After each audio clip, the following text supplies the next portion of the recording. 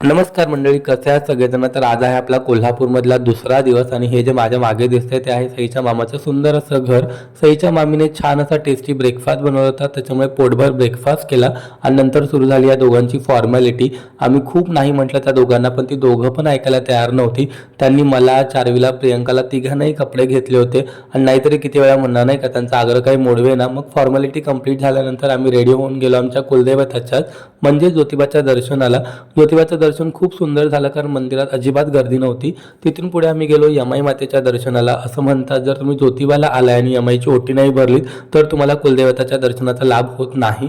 मग आम्ही गेलो पन्हाळगडावरती आणि कसला भारी दिसत होता पन्हाळगड या टेकडावरून.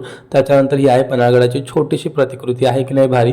मग संध्याकाळी आम्ही गेलो कोल्हापूरच्या महालक्ष्मीच्या दर्शनाला आणि महालक्ष्मीचं दर्शन करून फायनली आपली ही टूर संपली आणि आम्ही मुंबईला परत आलो. आता उद्यापासून आहेच ते बोरिंग रुटीन. मग भेटूयाच, बाय बाय.